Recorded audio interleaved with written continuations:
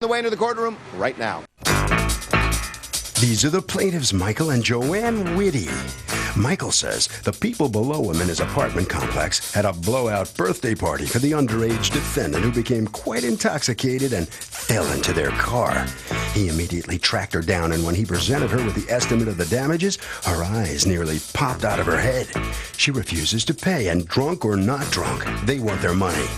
They're suing for $849.64, the amount due.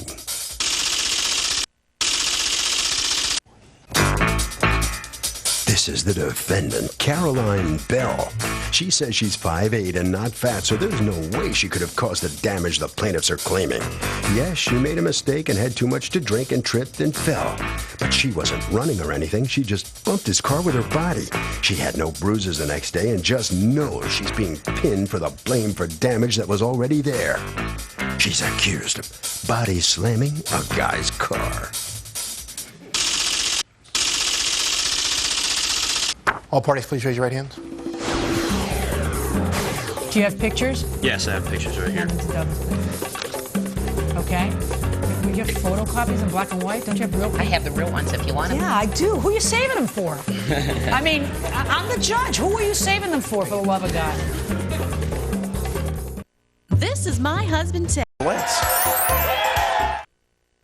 And welcome back to the People's Court. Next case on the docket. Is it possible the plaintiff says the defendant got so drunk around his apartment that she fell against his car, causing extensive damage? Now, the defendant says no way could she have caused that kind of damage, and she's not that fat. It's the case of I'm falling for you. Thank you, Douglas. Michael, Joanne, and William Witte. Yes. You are suing Caroline Bell for $849.64 in damage to your car, correct? Yes. What is your name? My name is Michael Witte.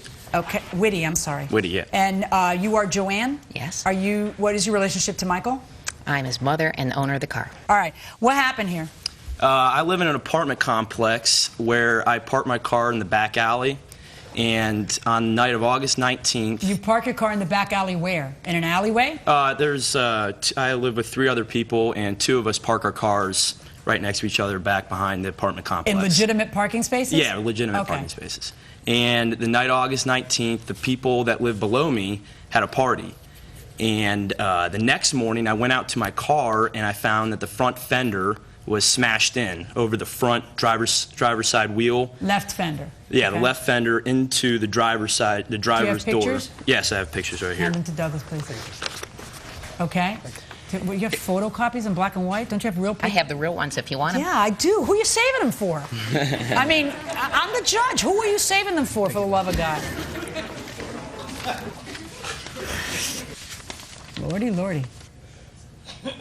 So you come out and you see this? Yeah. And you start asking around, does anybody know what happened in my car? The first people I thought of to ask was the people that lived below me, because I knew they had a party that night. So I went and talked to one of the tenants there, and he didn't initially know because he didn't see it. So after an hour, he came upstairs and gave me the number of Caroline and told me that one of his roommates and another kid that lived in the complex next door to us saw her outside that night, you know, drunk and running around, and started, you know, taking care of her. And when she was throwing up, she lost control of herself and fell back into my car. And that's when they gave me her number, and I called her. Now, you didn't know her before this? No, I did not. And did you confront her with what they'd told you? Well, initially, when I called her for the first couple days that weekend, she didn't answer. So then I told her that I left a message that I'm going to file a police report if I don't hear back from you. And that's wait, don't tell me. Then she called you back. Yeah, then she called me back. Hard to believe, huh?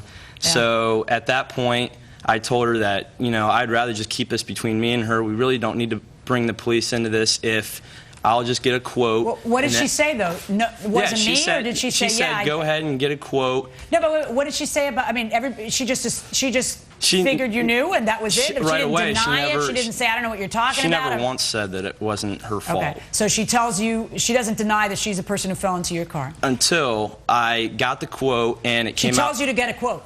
I said, I'll get a quote, and you give me the money, this is over with. And what she does never she once say? said. What does she say? She said that's fine. Okay, so you go and you get a quote, and then you come to her with the quote, and the quote is how much? Just over $1,000. And then all of a sudden, then wasn't me? Or? She called me back and said, you know, I'm not really sure. I don't really remember doing it.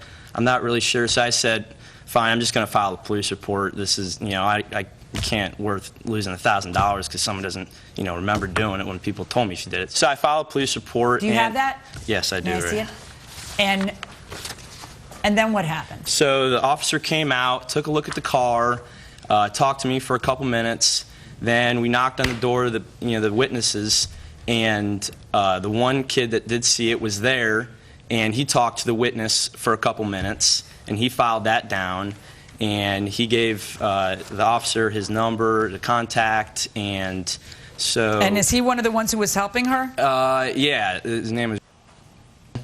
He's on there. And the other witness, I didn't actually ever talk to, but Josh gave the officer the name of him as another witness that was there. Miss Bell? Yeah. Who is that next to you? I take it that's not your mother. No. Who is that? She was with me the night of my birthday party. This is Megan. Was that your birthday party going on downstairs? Yes. Oh, did anybody tell you that part, that it was her birthday? It was her 21st birthday. Her 21st birthday. Yeah. So it was your first drink, right? She had her first drink, but is she full of Schlitz? Did she cause the damage? Judge Millie on Rules next. For free tickets to be part of our courtroom audience, call 1-888-780-8587. You're sitting on the couch. Trappers. Okay, you've seen the pictures. You've seen how big this defendant is. Could she have caused that damage? Absolutely. She could have fell right into that. But seriously, I mean, she's not a huge person. Could she have... Not without extensive damage to herself, I would think. Final word? I think she did it. Why? Because it's very possible cars are made very cheaply nowadays, and it's very easily that could have been dented. You know, you may have a point there, going inside the courtroom. What happened? Well, we had a birthday party downstairs. There was probably 100 people there. Who was having the party for you? My friends that live below. I'm being one of them. Okay. You mean the witness in the police report against you? Yes. And was it your 21st birthday? No, it was not. Oh, it wasn't. What birthday was it? It was my 19th. Oh, you're 19? Yes. Oh, that's not so good, right? No, it wasn't good. Because you're not... Yes, exactly. Yeah. Kinda... legally supposed to really be trashed. No, Okay. No, I wasn't trashed. Okay, so what happened? Well, the night was going on. Everything was kind of fine. Me and it kind of got into it a little bit. What does that mean? I wasn't really happy with him. Were you dating him or something? No. Then what were you not happy with? Just the way he was treating me, the way he was acting. And so I decided to leave. Megan was my designated driver that night. We decided to leave. Megan, were you drinking? No, ma'am. Okay. That's good. A designated driver really shouldn't drink. No. Okay, go ahead. That's sort of The party was on Chittenden, and there's the back alley. It has tons and tons of parking lots. And then there's 12th, and that's where Megan was parked. And we were walking back there. Josh followed us back there. We weren't getting along, and he kept pushing and pushing. And so I got a little mad. I pushed him. And You pushed Josh? Yes. Mm-hmm. I fell into the car. How did you fall into the car by pushing Josh? I pushed and fell backwards. You didn't have much control over your balance? No. I'm not going to lie. I had some to drink. Were you drunk? I don't drink that often, and I had 5 or 6 beers, so... Did that put you over? Yeah, honestly, I don't know. It just does. Okay. So you fell into the car? Yeah. So what part of your body hit the car? My hip. Mm-hmm. I fell into the car. It was probably about a 3-foot fall. There's a parking lot. I just don't understand. Have you seen the picture? Yes. I looked at the car and I go, my body made that dent, and I didn't have a bruise. I wasn't sore the next day. I was really confused. I was like, the reason I didn't answer his phone calls. But you know that you I didn't fell hear. into the Yeah, car, I fell right? into the car. I admit that. What do you think? You had the misfortune of falling into an exact spot that somebody else had dented before you, or something, or what? I don't. How would my body make that dent without breaking a bone? You've got a lovely body, but if you lose your balance and you have 100 and something pounds falling into a car, it's gonna dent it. It's not That much? a tank. It's a car. It doesn't take that much. I mean, and if I had seen a tiny little dent on it, I'd be thinking to myself, yeah, that's sort of weird. I don't know that a body would do that. But this is precise. I've seen a lot of cases like this. This is the kind of dent a body does. I mean, you may not think that you weigh enough to do that, but you got another thing coming. And it's not a comment on your weight. It's a comment on how easily this can happen. In any event. You do know that you don't think you're looking back now that it's so expensive. If it had been $100, you'd have paid the $100. Well, I feel but bad. now that the bill is quite, because it costs a lot to get body work done, you're thinking, maybe I didn't do this. Were you there? I was. And do you remember any of this stuff? Yeah, I remember everything. She fell into the car? She did. And did you turn around to go see the damage to the car at that point? No, I didn't think anything even happened to the car. But you didn't go look at the car to see if there was damage, did you? I didn't look at it, no. Let me see the estimates that you obtained for the fixing of the car. There was an initial estimate that Mike got in Columbus that was $1,100, but then he came back to Cincinnati where we live, and I got another quote that was less. Okay. And then when they actually repaired the car, they made it be slightly less than that. Okay, good. So that's how we came up the total. But so the actual damage that you're at is $778.64 plus your court costs. That's how you come up with $849.64, correct? Yes. All right. Ms. Bell. Yeah. What do you mean in your answer when you say, the people who saw me fall are only my acquaintances? Because Josh sounds like a little more intimate than an acquaintance. No, he if wishes you're getting he so was. mad at him at the way he's treating you and you push him and stuff. Did you hear what she said? What'd she say? He wishes he was. He wishes he was. I don't know. You're the one losing your temper and pushing him and stuff. Maybe they are friends and decided to pin it on me. I really feel like I'm getting set up because people saw me trip. Well, when you live on a high-state campus, it's one of the #1 party schools. You know, my car's got Listen, honey, I went to inside- the University of Miami. You got nothing on this. I found out about this when Michael started calling me. I ignored his calls because I was like, what is this guy calling about? I think he was leaving it on the messages what he was calling about. Exactly. So why is it you didn't return any of his calls until he said he's going to call the police? Because there's so many people at this party. There's probably like 20 people walking in the back of the whole apartment complex. You know, anybody And could how many do of them anything. got mad, pushed Josh, and fell on his car? Well, okay, well, yeah. cars get broken into. My car's gotten sideswiped on campus. Her car has gotten damage done to it. I mean, half of the people that go there have gotten damage to their car on campus. It's just, I don't want to pay $800. I know you don't, because it's expensive. Well, if I want to make sure your that guilt I did doesn't. it.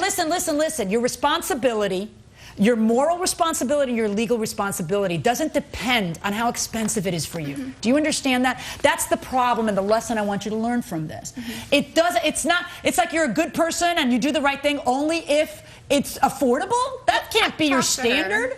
I mean, come on, you know you're the person who fell into it. There's all these witnesses you're the person who fell into it. All these witnesses talk to the cops. You admit you fell into it. You can't possibly really believe that there's another person who fell into it before you. I mean, come on, you know you may say that to yourself to feel better, but why, if you can't afford it, then what you say is, oh my God, I had no idea it would be that much. Listen, Michael and Mom, will you take a payment plan? Can I pay you $50 a week until I make it up? Something. But you don't ignore. Yeah, but you didn't do that. You ignore the guy until he threatens the cops. Then when he threatens the cops, you talk to the guy, you say you'll pay. Then when it's too expensive, your morals depend, and your moral fiber and your ability to do the right thing in life depends on whether it's convenient to you, whether you can afford it. Come on, Ms. Bell.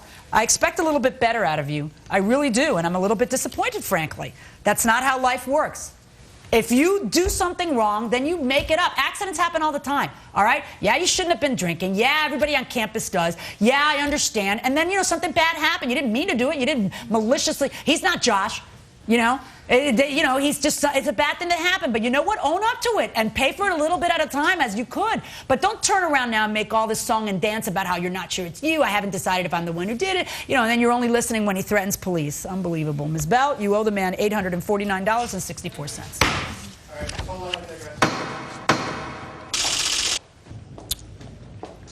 All right, come on in here. What are your thoughts as you walk out of the courtroom? You stand right next to her right there. I don't think I got my side of the story out at all. What was it that where you didn't hear? The whole payment plan and the way that we talked, I didn't ignore him at all. So. Mm-hmm. What about what the judge said to you about her disappointment in you, your behavior, so on? Does that sink in anywhere? Yeah. I mean, I haven't drank since. I've learned my lesson. I don't feel like I need to be lectured about it. Okay. Documents are waiting for you right down that way. All right, so come on in here. I'm good. Step right next to him. Your feeling on the case now? Oh, yeah. I mean, I knew walking into that it was over. I mean, she had no case. She knows she fell into it, so it was pretty much telling the story and the facts, and she got none. Anything to add here? You were standing there as a... I'm just glad it's over. Mm-hmm. You learn anything from the way she acted in this case? I mean, pretty much learn that when you go into a case, at least, try to defend yourself in a little bit better way than just coming out and telling people that you did what you did, kind of. That's the idea of defense. Yeah, I mean, that's I give up. Very smart. Harvey? Okay, Kurt. She was not of age to drink, so she violated the law. That, though, does not make her automatically responsible for damage or an accident. You have to prove that the wrong the person commits is the cause of the accident. Her being underage is not the cause. Her being reckless is the cause.